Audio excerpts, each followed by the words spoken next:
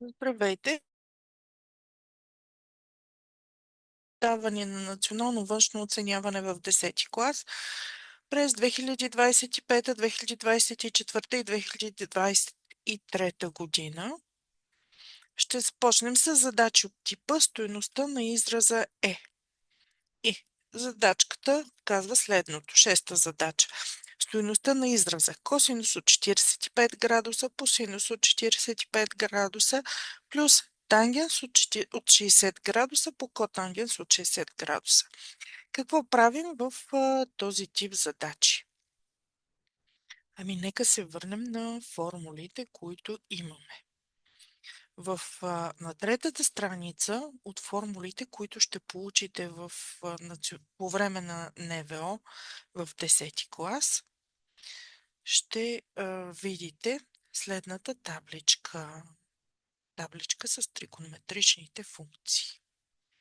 Тук са ви дадени тригонометричните функции, от които имате нужда в задача от типа на тази, която разгледахме. И нека да видим как става самото решение на задачата.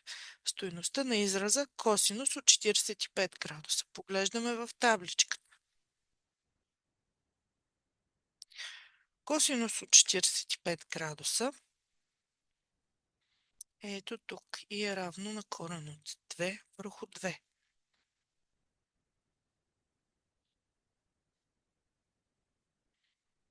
Записваме си.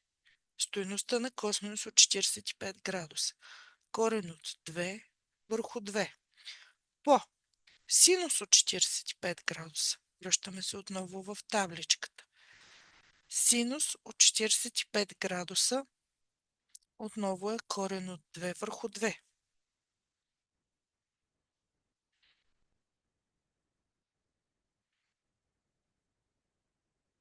По корен от 2 върху 2. Плюс тангенс от 60 градуса. Отново в табличката. Тангенс от 60 градуса. Корен от 3. Корен квадратен от 3. Добре. Връщаме се в задачата. Корен квадратен от 3 по котангенс от 60 градуса. Отново в табличката.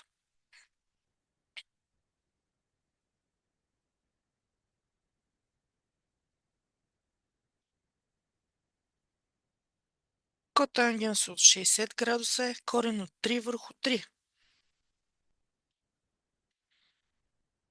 Записваме си по корен от 3 върху 3. И решаваме този израз. Корен от 2 по корен от 2, корен квадратен от 2 по корен квадратен от 2 е чисто 2. 2 по 2, 4. Плюс корен квадратен от 3 по корен квадратен от 3 е чисто 3 върху 3. Можем да съкратим. Защо стана 3 в знаменателя? Защото корен квадратен от 3, първото корен квадратен от 3 има знаменател единица и 1 по 3 е 3.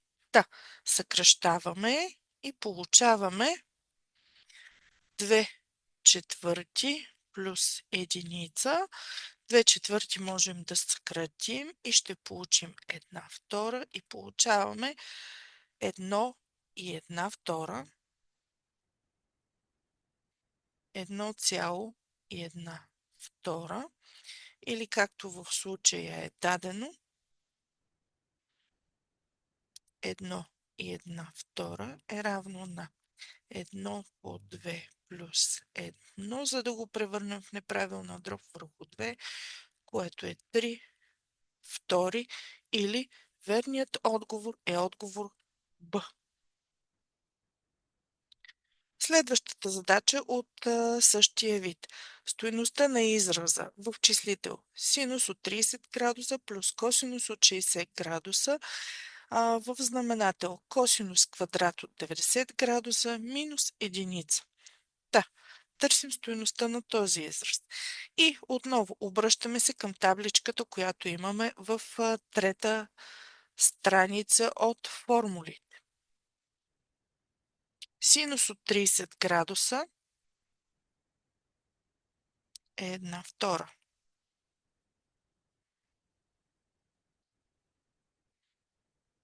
1 втора плюс косинус от 60 градуса.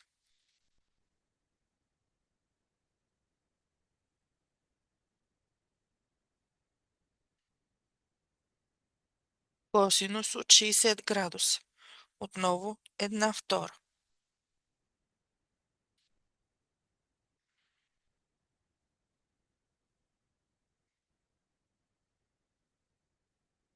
Това е в числителя. В знаменателя косинус квадрат от 90 градуса.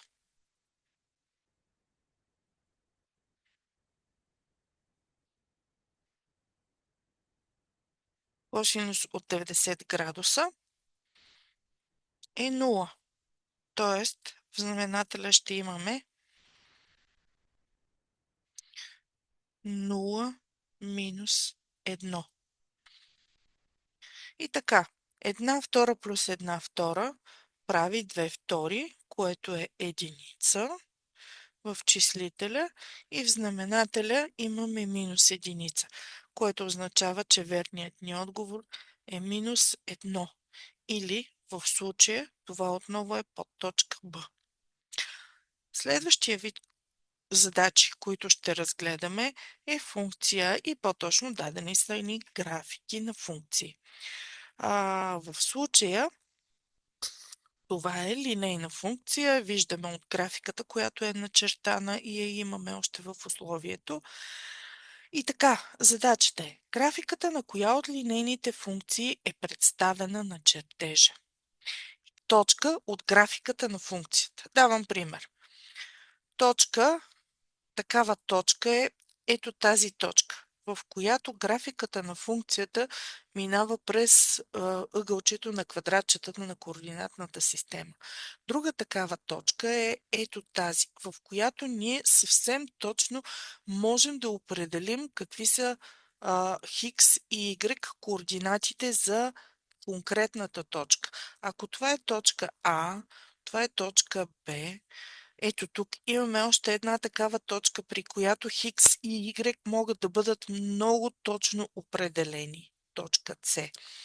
Ами координатите на точка А са за Хикс 1 и за Y 2.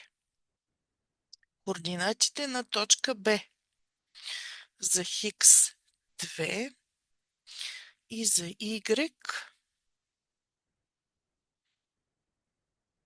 4. Координатите на точка С. Хикс тук е минус 1, Y е минус 2. Да, след като имаме координатите поне на една такава точка, можем да заместим в функцията, която ни е дадена. Тоест, там, където функцията става точна, използвайки координатите за Хикс, получаваме точно това Y, което е за същата точка.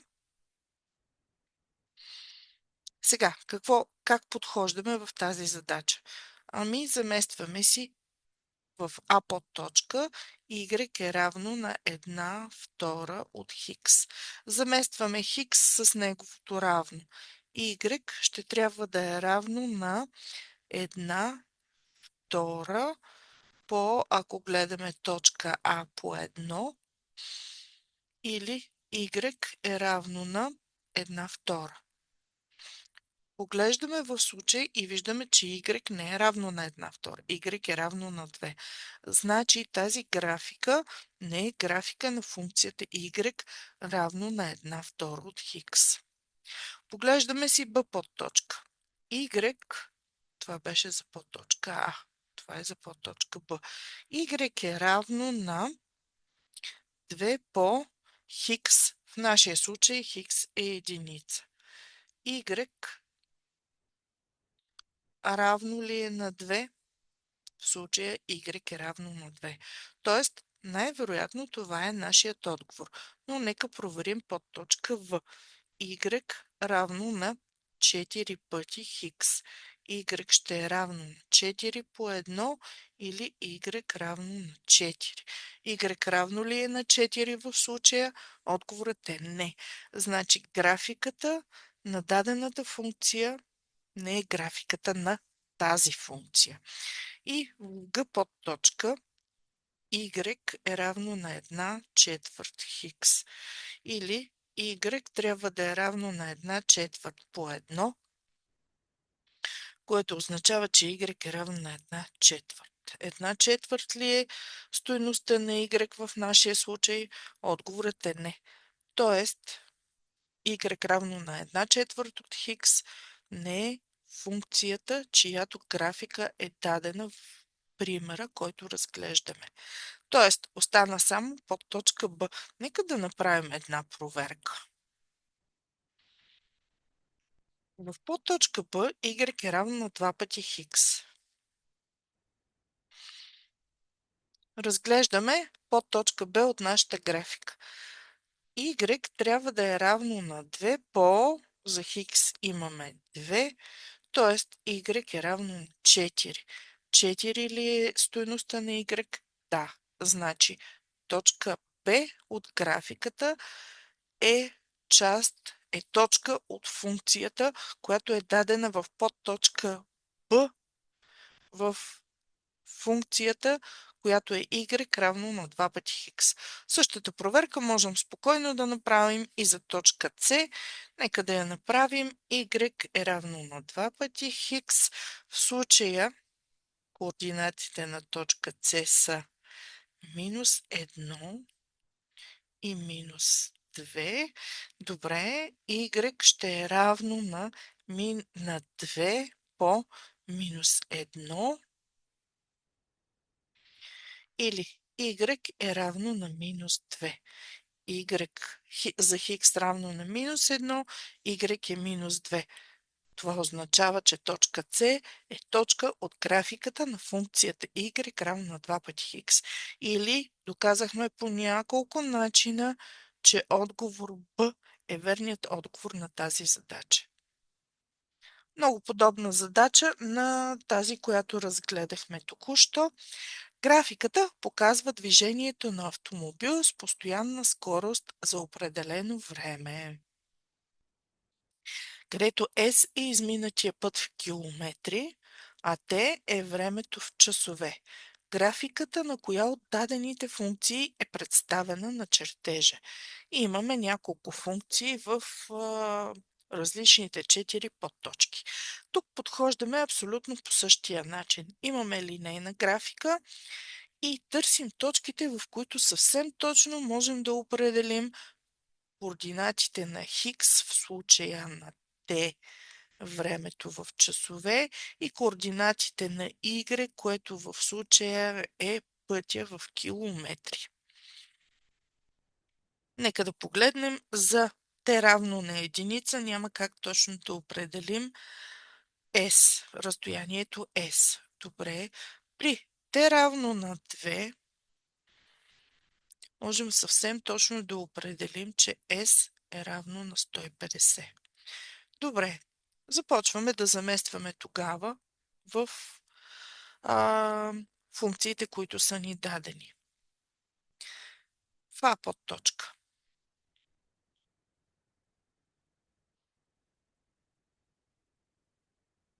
В А подточка.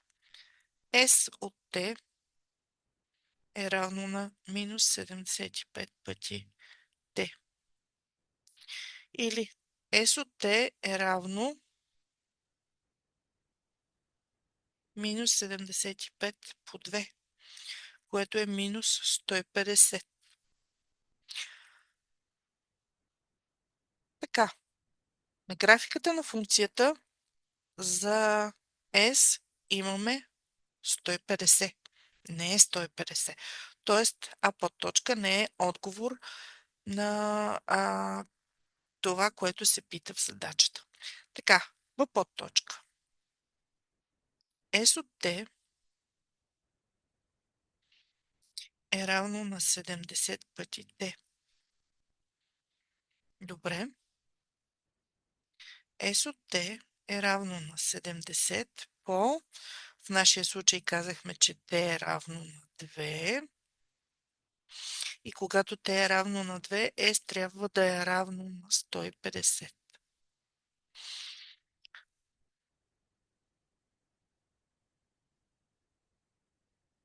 Мерените единици. Времето в часове, а разстоянието в километри. Така, S от t е равно на 70 по 2 или S от t е равно на 140. Да, но ние търсим 150. Тоест и B под точка не ни дава отговора на въпроса, който търсим. Или и в B под точка функцията не отговаря на чертежа, който е даден. В V под точка S от t е равно на 75 пъти t. Заместваме. S от t трябва да е равно на 75 по 2 или S от t е равно на 150. Отговаря ли на условието, което сме задали? Да, отговаря на условието, което сме задали. Тоест, t да бъде равно на 2 часа, а S да е равно на 150 км. Тоест, подточка В, функцията в подточка В отговаря на графиката, която ни е дадена в условието на задачата. Нека изтестваме и подточка Г. S от T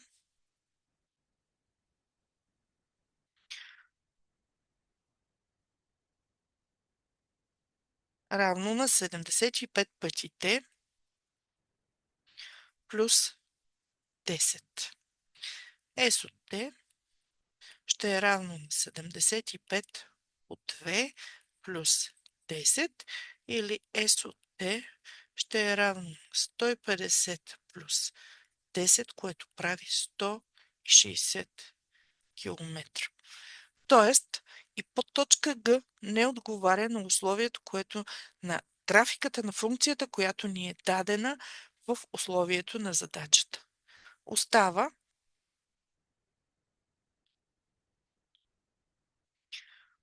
ни подточка В като вярна подточка. В следващата задача търсим най-голямата стойност на функцията f от хикс равно на минус 1 втора хикс на втора степен плюс 2 пъти хикс минус 1. И тук какво забелязваме? Какво виждаме? Дадена е квадратна функция. Квадратна функция, защото е дадено хикс на втора степен. Нека отново да се върнем към формулите, които са ни дадени. И тук имаме формулите за квадратна функция. Ето я квадратната функция, а задължително трябва да е различно от 0, защото ако а е равно на 0, няма да имаме квадратна функция. Та, графиката на квадратната функция y равно на ax на втора плюс bx плюс c при а различно от 0 е парабола с връх точката. И тук първите координати са по оста хикс. Вторите координати отново винаги по оста y. По оста хикс координатите са минус b върху 2 пъти а по оста y минус d, което е дискриминантата, върху 4 пъти а. Нека да видим задачата.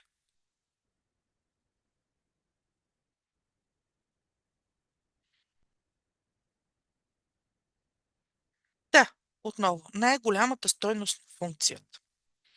И тук нещо, което не е дадено във формулите, но когато числото пред хикс на втора е отрицателно, графиката на функцията е с върха нагоре. Тоест, ето тук е максимума на функцията. Най-голямата стойност на функцията. Тоест, сега ние търсим ето тази стойност на функцията. Ами, нека да намерим координатите на тази точка, която е най-голямата стойност на функцията.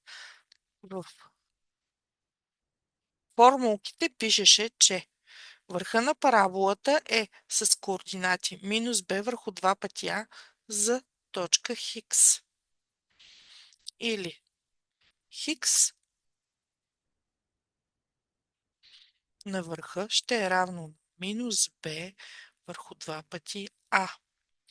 И стойността на функцията при върха на параболата ще е равен на минус, нека погледнем отново, минус d върху 4 пъти a.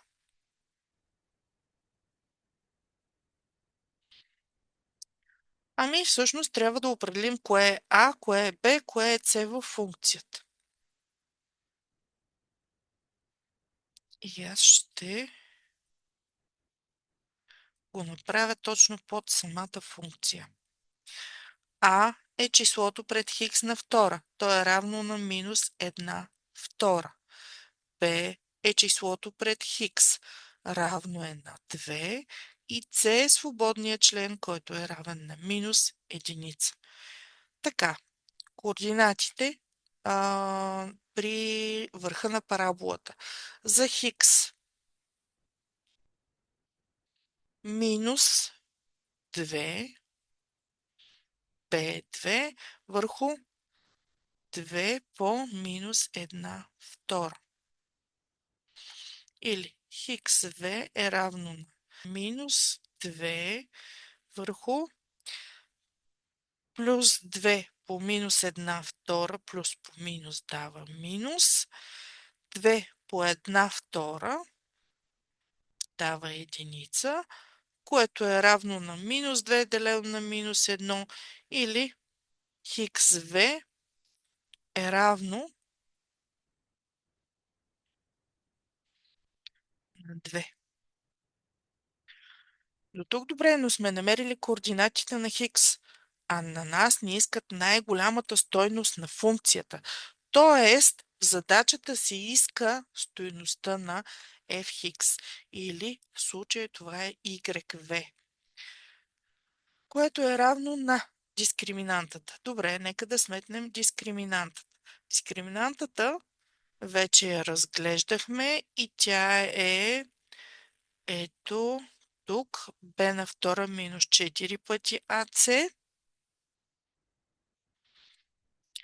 b на втора минус 4 пъти ac, или дискриминантата е равна на 2 на втора степен минус 4 по минус 1 втора по минус 1. Така, дискриминант ще е равна на 4 минус 4 по 1 втора е съкръщаваме и получаваме минус 2 по минус 1, което прави 2 по минус 1 е минус 2. И така, дискриминантата е равна на 2. Имаме числителя 2, т.е. минус 2, защото имаме минус пред дискриминантата. А в знаменателя имаме 4 по минус 1 втора. Отново можем да съкратим и получаваме 2 по минус 1 или yv е равно.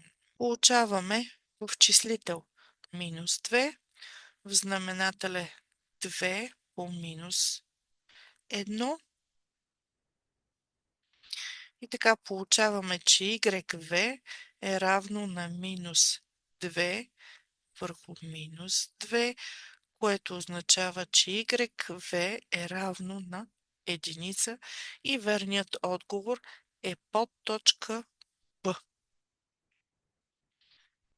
Нека да видим следващата задача. Фирма произвежда N броя от определено изделие и сумата от продажбите на това изделие се описва с функцията. P от N е равно на минус N на втора степен плюс 8000N като n принадлежи на множеството на естествените числа. Колко броя от изделието трябва да произведе фирмата, така че сумата от продажбите да е най-голяма? Така, функцията, която е дадена тук, е P от n равно на минус n на втора степен плюс 8000 пъти n. Търси се колко броя изделия.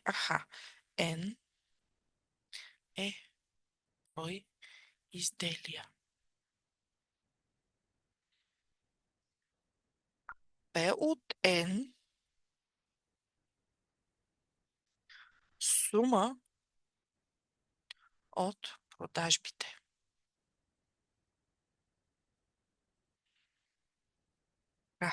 Търсим n.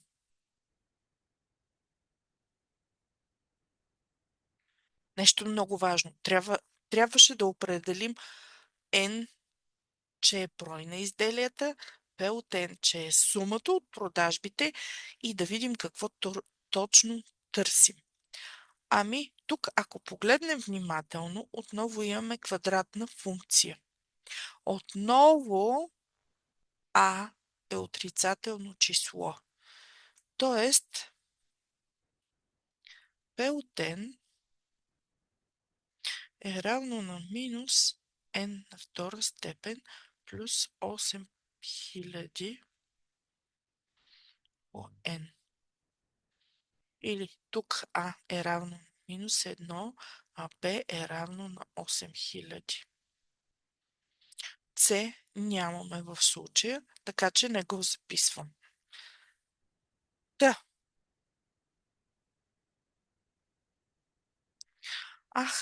Търсим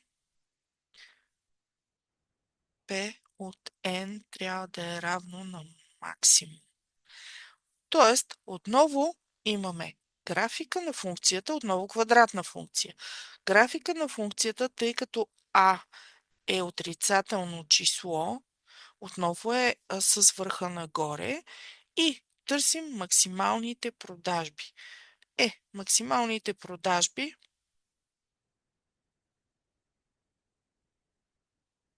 можем да намерим точно по начина, по който използвахме в предходната задача. Тоест, n на върха, ето тук, броят изделия на върха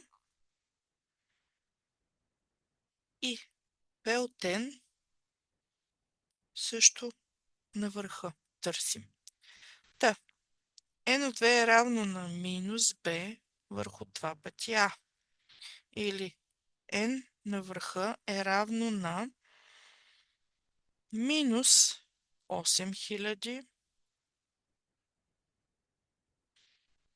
делено на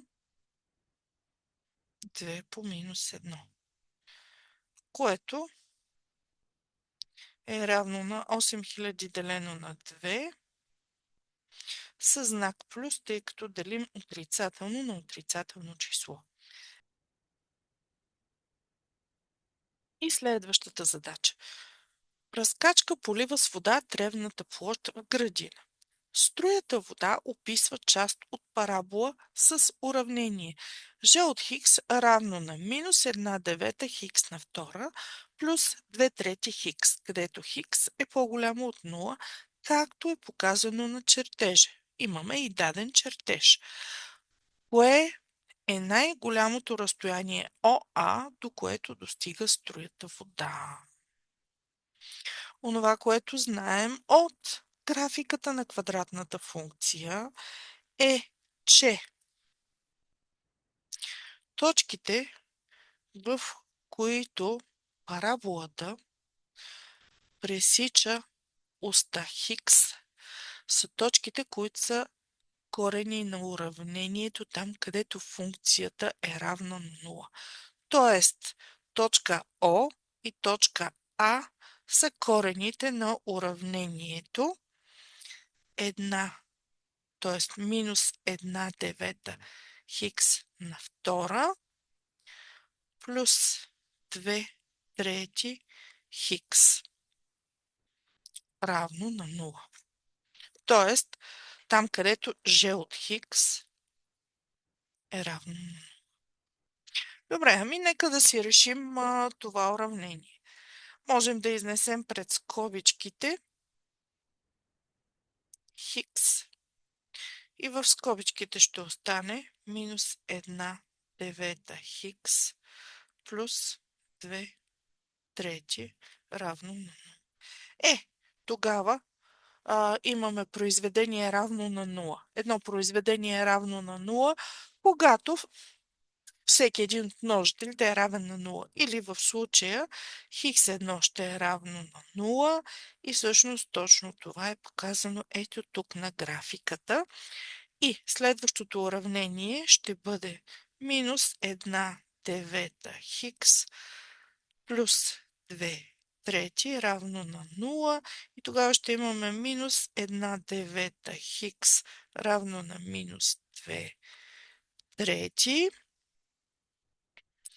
Тогава хикс ще е равно на минус 2 трети делено на минус 1 девета или хикс ще е равно на минус делено на минус прави плюс 2 трети по 9 първи умножаваме по реципрочното число на делителя и ще получим, че хикс е равно на 2 трети, т.е. съкръщаваме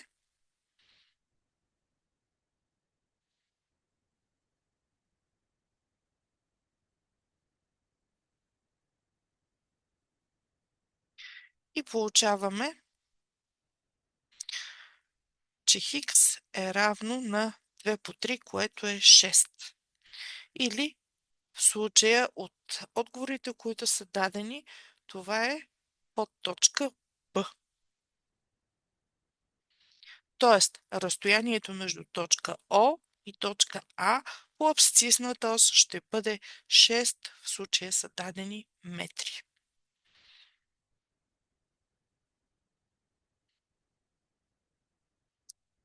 Или точка А се намира на мястото на числото 6.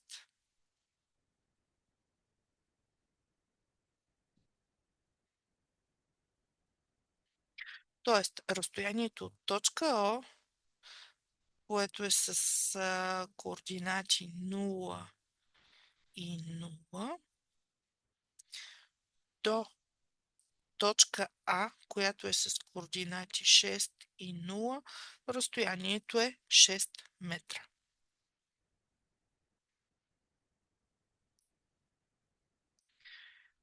Следващия вид задачи от сложна лихва, това, което е давано на национално външно оценяване. Така, задачата казва: клиент изтегля кредит от 1000 лева за срок от 2 години при 5% сложна годишна лихва. Сумата, която трябва да върне в края на втората година е. И тук отново се обръщаме към формулите, които имаме и поглеждаме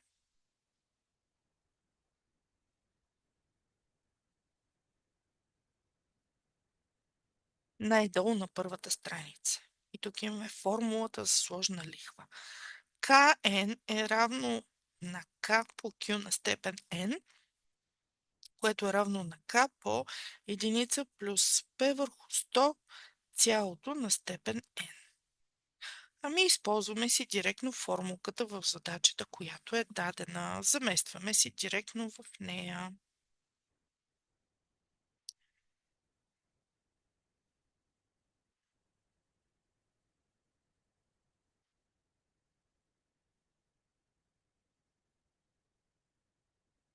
И така, това, което клиентът има да върне след втората година е КН.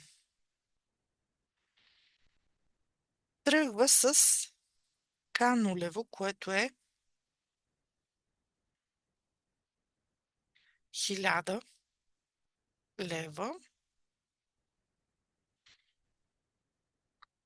по единица плюс 5% е 500 и трябва да го върне в края на втората година, т.е. на степен 2 или периодът ни е 2 години. Добре, нека да смятаме. КН е равно на 1000 по единица плюс 5, допълнителен множител 100, получаваме 100 стотни плюс 5 стотни на втора степен или КН е равно на 1000 по 105 стотни втора степен, което КН е равно на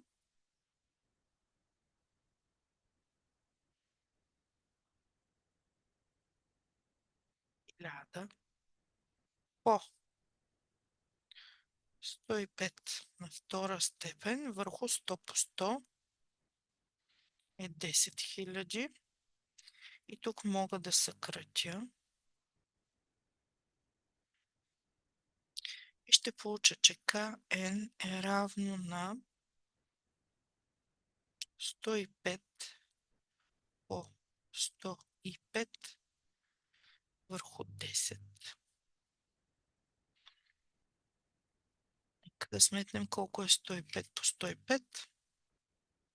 Аз мога всъщност да съкратя на 5 и ще получа 21. Тук ще е 2 и ще имам 105 21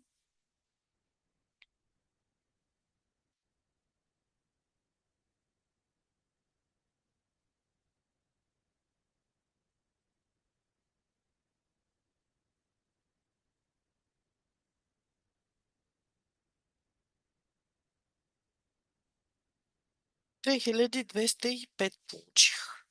Или КН е равно на 2205 делено на 2 или КН получавам, че е 1102,5. Вероятно е лева. Точно така. Или в случая това е отговор Г. 1102,50 лева. Сега, тук направих нещо, което не обясних. Когато търся КН,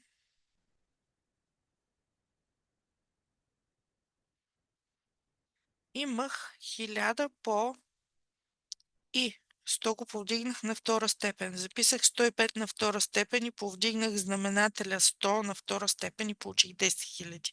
Съкратих и в знаменателя остана 10.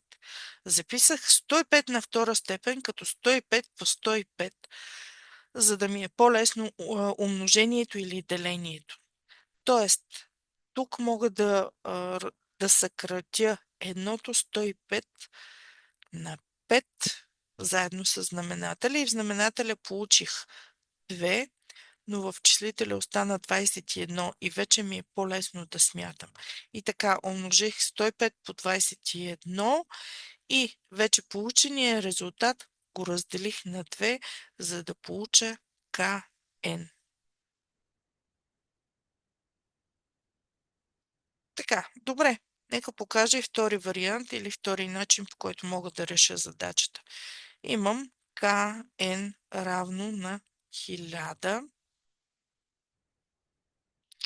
по 105 на втора степен върху 100. 105 по 105.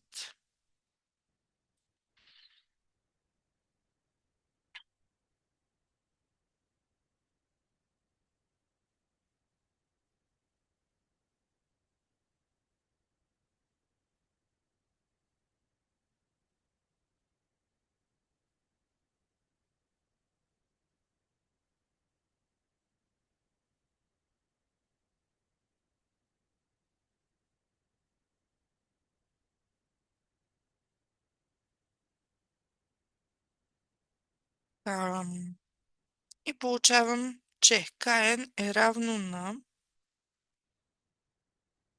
1000 по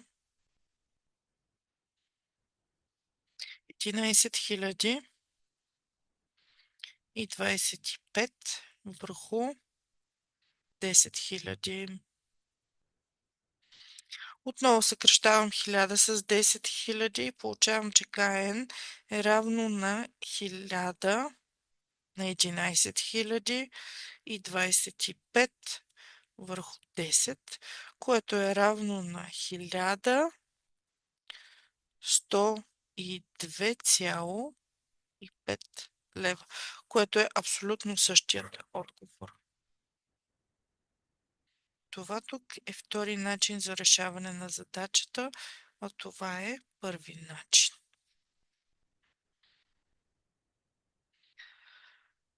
Втората задачка от същият вид. Тук сега е дадено. Цената на стока се увеличава с един и същи процент в две последователни години, така че от 1 лев цената и в края на втората година се повишава на 1,44 лева. Годишният процент на увеличение на цената е.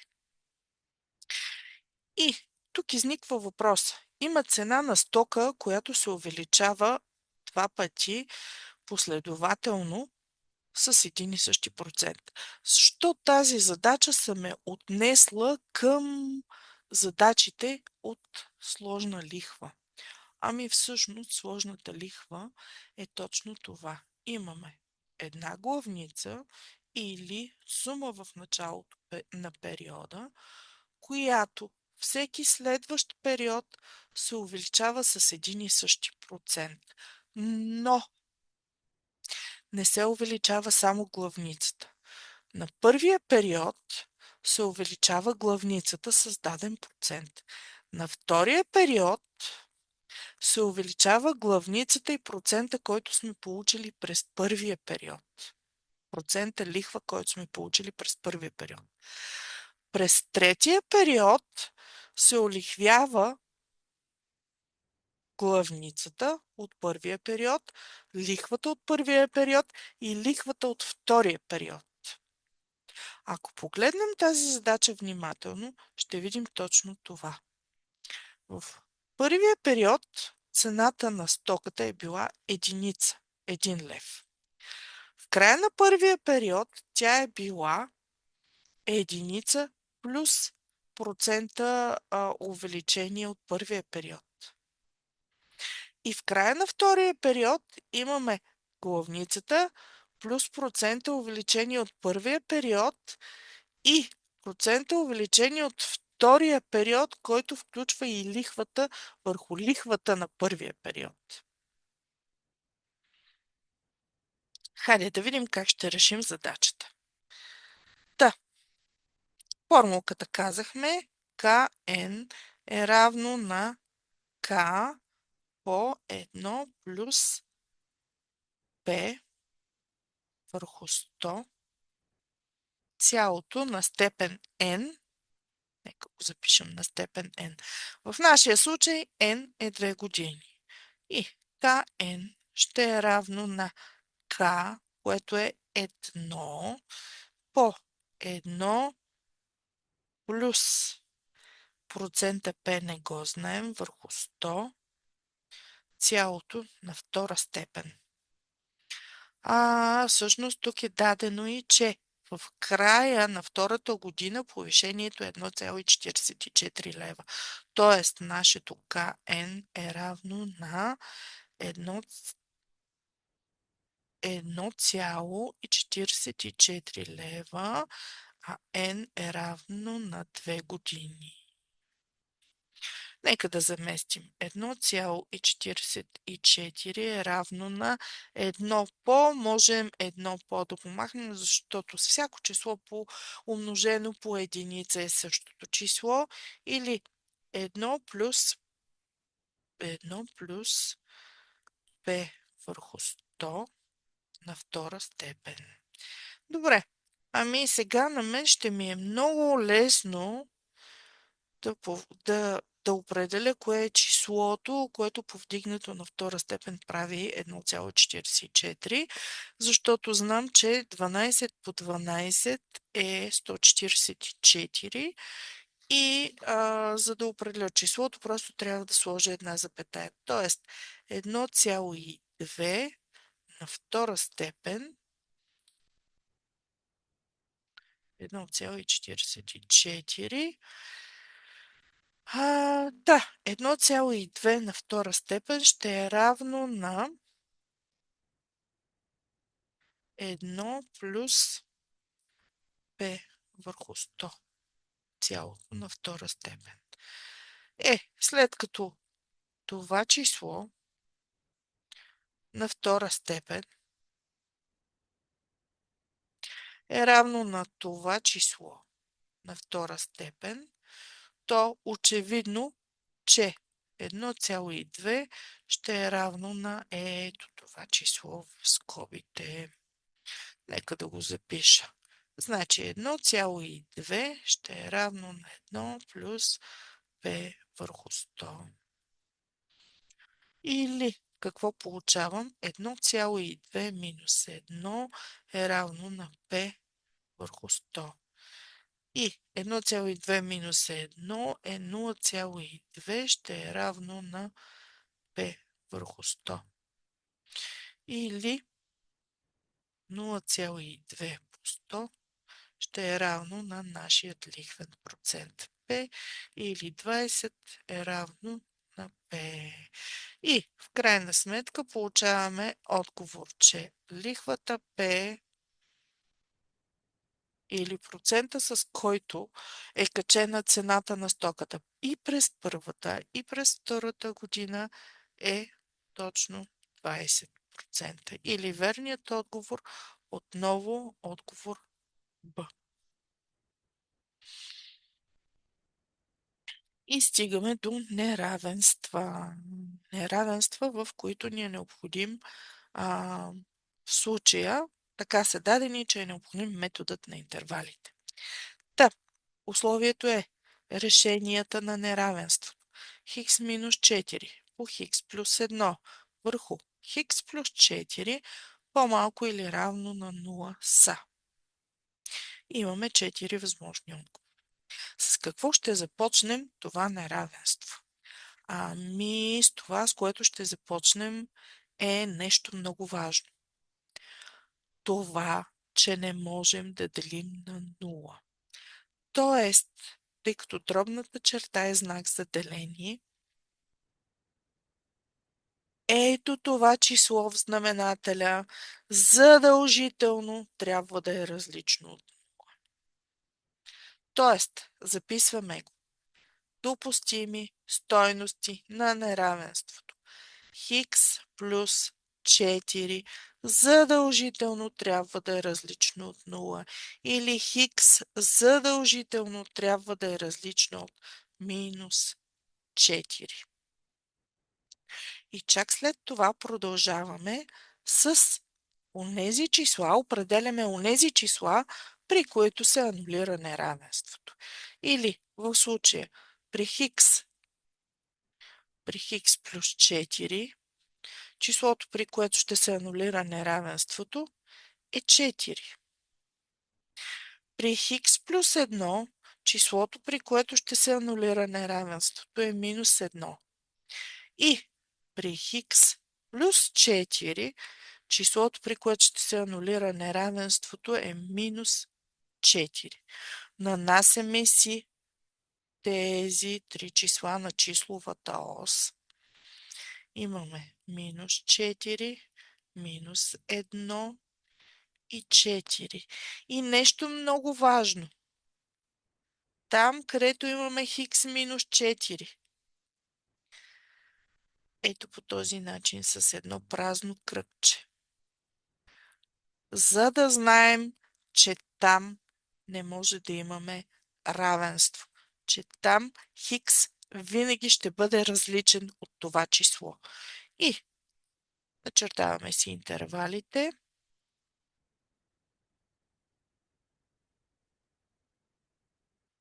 и е необходимо да определим знаците на тези интервали. Сега, знакът е ето тук, в ето този интервал. Се определя като погледнем знака пред Хикс с най-високата степен обаче. Та, в случая имаме Хикс със знак плюс. По Хикс със знак плюс, което прави плюс, делено на Хикс със знак плюс, което прави плюс. Което означава, че знакът в този интервал ще бъде плюс.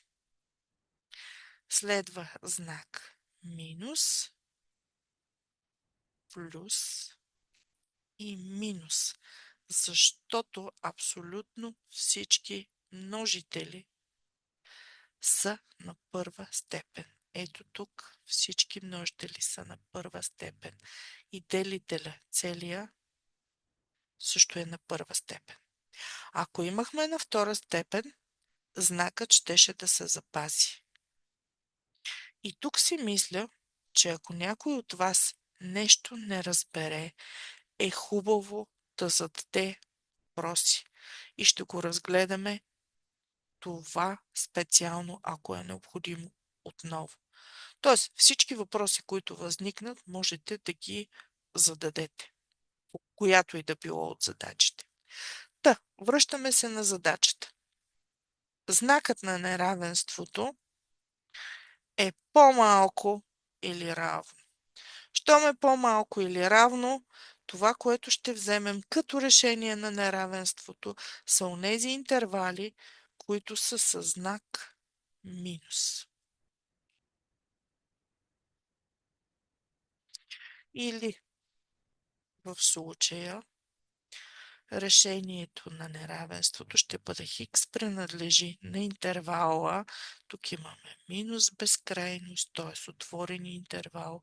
От минус безкрайност до минус 4 имаме и знак равно, но в случая задължително имаме различно от 4, така че скобичката ще е мъничка скобичка, няма да бъде квадратна.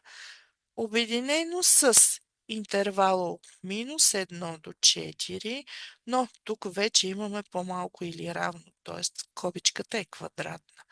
Минус 1 до 4, защото тук минус 1 и 4 са включени в интервала.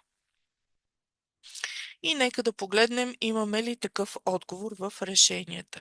От минус безкрайност до минус 4 и от минус 1 до 4. Тук имаме подточка А. Отговор, който съвпада в подточка Б. Отговорът не съвпада, в В не съвпада. И тук нека подчертаем. Вижте каква е разликата между подточка А и подточка Г. Разликата е само в квадратната скоба. И тази разлика идва от това, че много заблуждаващ отговор. От това, че тук имате по-малко или равно. Тоест, дава ви възможност да включите минус 4 в отговорите. Но, подчертавам дебело, минус 4 не е част от отговорите. Тоест, не го включвате. Тоест, ето този отговор е грешен. В отговорите ще включите само числата, които са преди минус 4. В интервала от минус безкрайност до минус 4, но минус 4 няма да бъде включено в този интервал.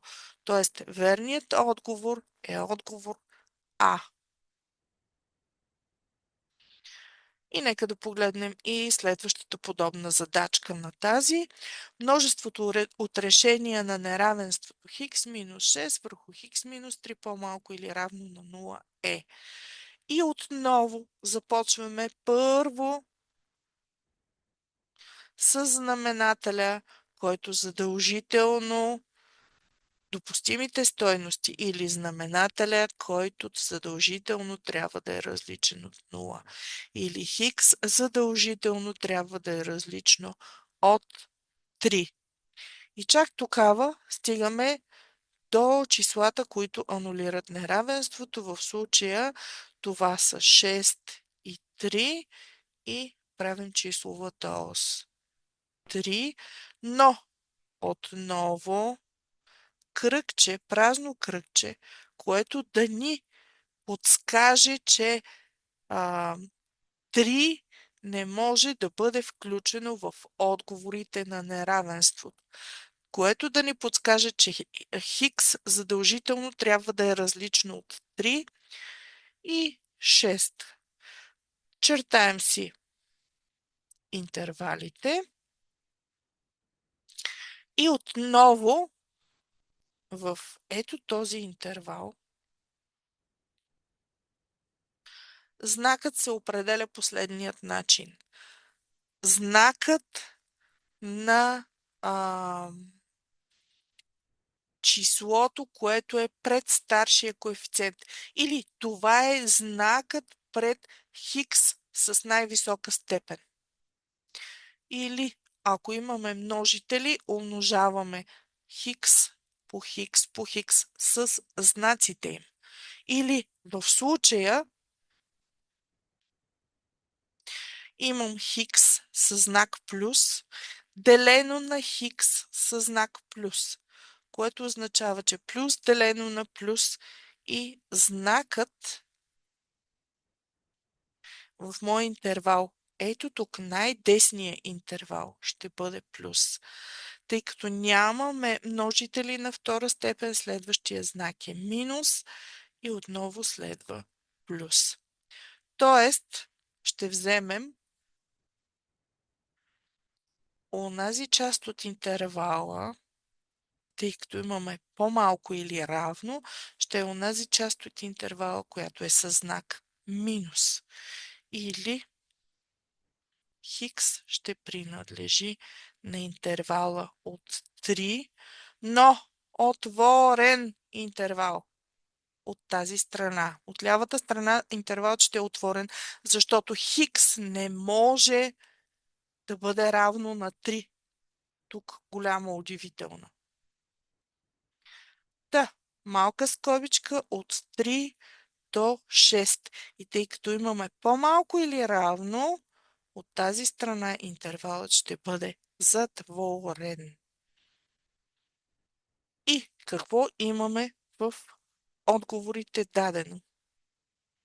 Имаме от минус безкрайност до 3, което казахме, че не е.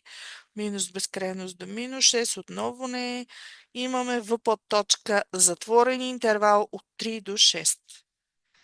Казахме, че не може да бъде затворен интервал от лявата страна от към 3, защото 3 не се включва в решенията на неравенство. Тоест, този отговор не е верен. Този отговор е заблуждаващ. И остава отговор Г, където виждаме, че 3 не е включено в решенията на неравенството. Точно както се изисква в нашето условие. Ето тук при допустимите стойности. Тоест, верният отговор е отговор Г.